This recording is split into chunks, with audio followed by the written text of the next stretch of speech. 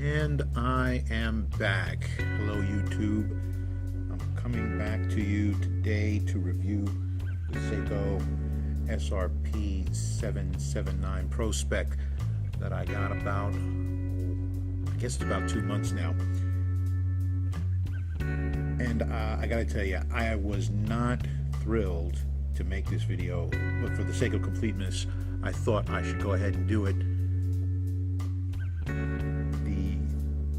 The problem is, I think there's a lot of videos about this watch and there are a lot of reviews out there. I didn't want to go through it and just repeat the same old thing. Don't get me wrong, I absolutely love the watch, and I'll tell you why in a little bit. There's just so much information on the watch with the aficionados and watch collectors out there, so let's get right to it. I'd rather not drone on and on about the stuff that you already know, so for the sake of brevity, I'll go ahead and flash through some of the obvious stuff. As I said, this is a Seiko SRP779, also known as the Turtle. I actually have the Pepsi edition here. The watch is a throwback to the 1970s and 80s, specifically the Seiko 6309 was made in 1976. The first version ran from 76 through about 1980, and then they came out with a second version with a slightly thinner case, and it also had a few little changes to the dial face. Nothing that was particularly stunning, and to the untrained eye they both look the same. In fact, this watch that is on my wrist is almost identical to the original 6309, and in fact the first version was the inspiration for this watch. At first I didn't believe that it actually came in a Pepsi dial,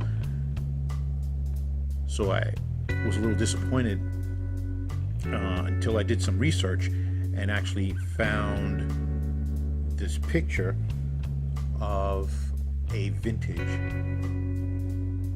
6309-7040. If you are interested in the history of the watch, there's a fantastic post. There's a fantastic post at watchyousseek.com. I'll provide the link in the description below.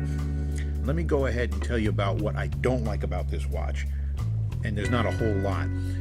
The first thing is the strap.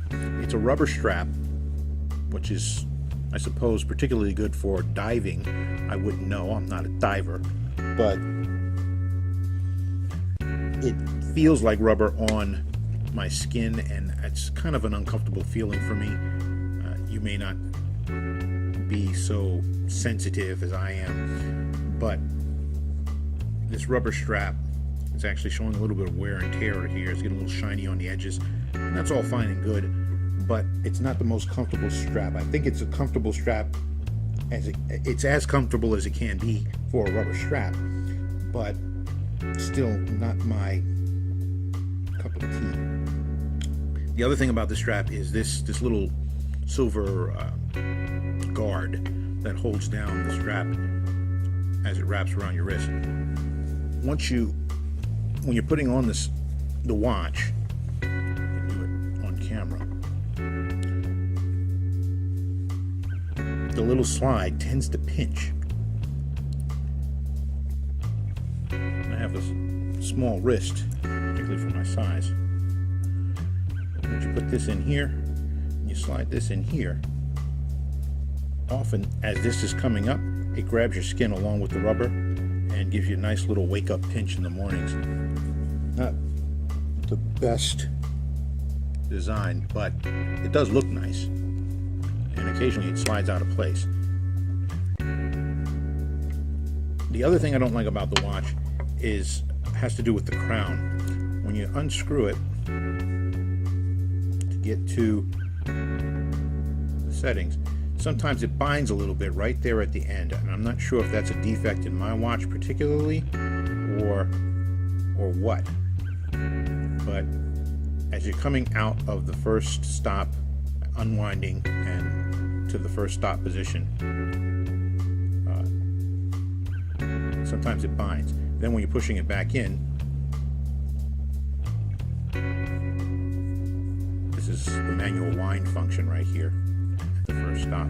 Push it back in, you have to hear a click before you start tightening it down. Otherwise, I think you're stripping a gear or something in there. Maybe that's why it's binding a little bit on the release out of the screw down position.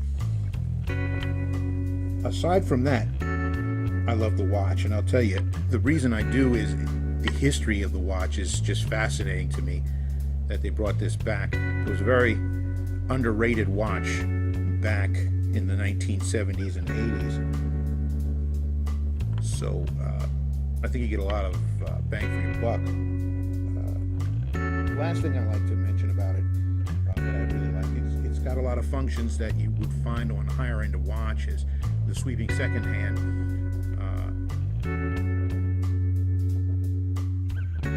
although a little bit choppy, as mentioned in other reviews, that's probably because the watch is vibrating at 21,600 vibrations per hour, which is pretty good, but that accounts for this little choppiness in the movement of the second hand. I'd also like to mention the movement in the watch is the 4R36. This particular movement has 24 joules and is credited with 41 hours of power reserve. I don't know if that's the case. I'm not going to measure it out, but I know that if I leave it on my nightstand for 2 days after a good winding, it's still running. So take that for what it's worth. All in all, the watch is a great watch. With all the interest from the watch aficionados out there, I don't think this is going to become a collector's item in and of itself. Mainly because the watch, it's very popular. People are buying it and probably setting them aside with the expectation that, oh well, the original one was a collector's item, this one should be too. I don't think so. I think there's going to be too many of them on the market, and in my opinion, these watches are going to last forever. If you don't throw it off a roof or something like that, run over it with your car, these are workhorse type watches. They're just going to last for generations. So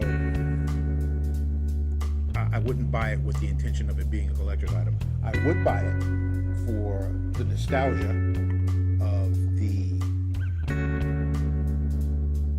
1970s and 80s diver variety. It's just a nice story behind the watch, and it won't break the bank, so you can afford it more than likely.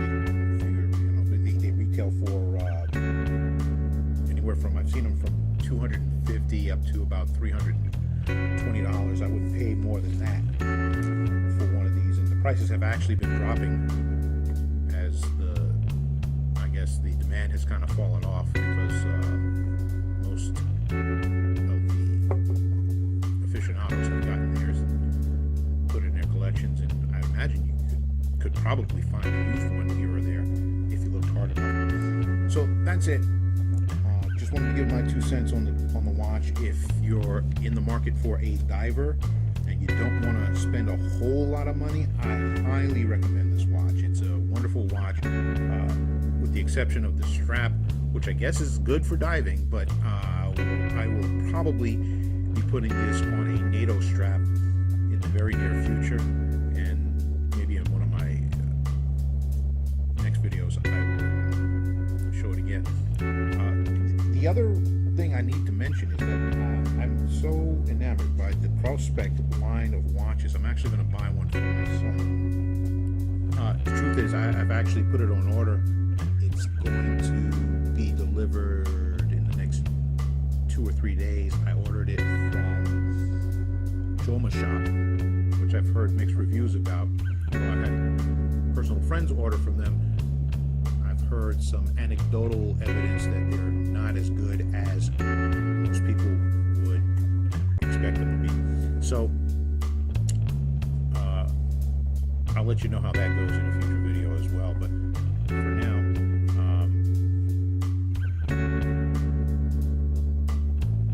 that's going to be about it. That was my watch.